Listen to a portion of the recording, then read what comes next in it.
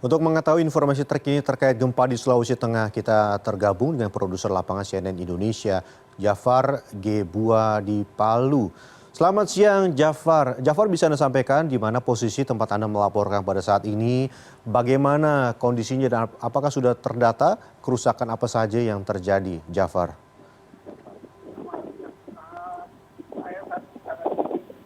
Kita belum malu di mana bukan pada beberapa September 2018 lalu terjadi gempa bumi dan tsunami dahsyat. Ini adalah jalur sepanjang Teluk Palu hingga pantai barat Donggala adalah jalur sesar aktif Palu Koro yang mengakibatkan gempa yang terjadi semalam di daerah Tambu, pantai barat Donggala, Sulawesi Tengah.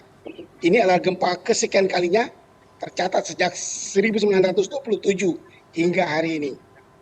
Tsunami juga tercatat berkali-kali terjadi di wilayah itu dan gempa bumi dahsyat dari magnitudo 5 sampai di atas sampai mendekati 7 magnitudo itu terjadi di wilayah ini. Sejauh ini Badan Penanggulangan Bencana Daerah Sulawesi Tengah sudah melakukan asesmen awal atas dampak yang terjadi. Sejauh ini laporannya belum ada korban jiwa akibat gempa bumi semalam yang mengguncang hampir seluruh wilayah Sulawesi Tengah di sekitar Lembah Palu, Sigi, dan Donggala yang berkekuatan 6,3 kemudian diupdate menjadi 6,1 magnitudo.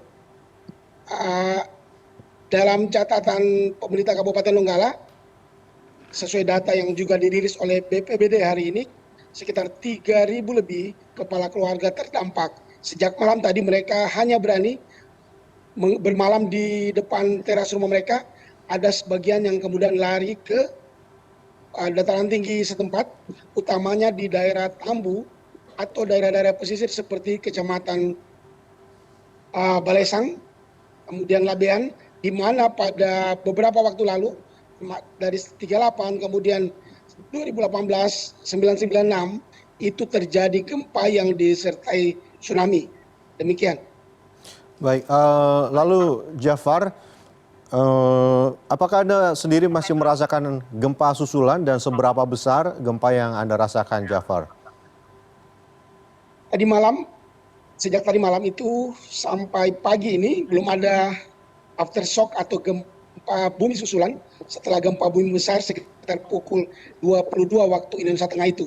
Saya semalam berada di dalam rumah, kemudian saya merasa pusing, tapi ternyata kemudian gempanya, goyangannya semakin lama saya baru sadar bahwa ini adalah gempa dan saya mengikuti orang berlarian keluar rumah. Dan di sepanjang jalan tadi malam di Kota Palu, hampir 10-15 menitan, orang belum berani masuk ke dalam rumah sampai benar-benar tidak ada lagi goyangan berikutnya. Demikian. Lalu Jafar, apakah saat ini listrik juga masih dipadamkan dan seberapa besar ini berefek pada aktivitas warga? Dari laporan terakhir, listrik bisa dinormalisasi sejak pagi tadi, sehingga tidak ada masalah lagi dengan penerangan listrik, termasuk komunikasi seluler di daerah yang menjadi pusat lokasi gempa yang berjarak sekitar 114 km dari Kota Palu, Sulawesi Tengah itu dalam kondisi aman dan kondusif.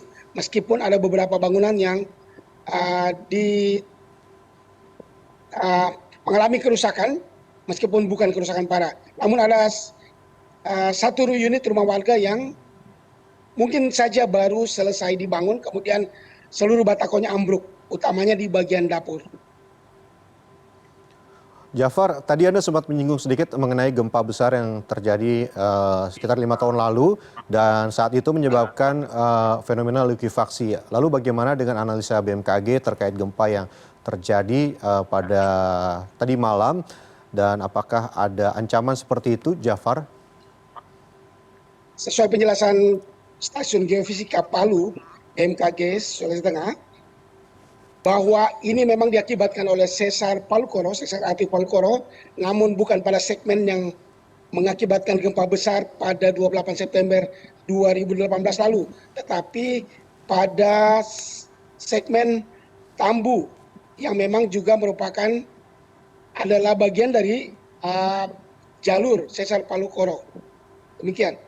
Baik Jafar, terima kasih atas laporan Anda. Kita harapkan semoga tidak terjadi gempa susulan dan semoga segera ada penanganan bagi warga yang rumahnya terdampak dan tidak ada korban. Terima kasih Jafar, kita terus tunggu bagaimana informasi terbaru terkait gempa yang terjadi di Sulawesi Tengah. Selamat bertugas kembali.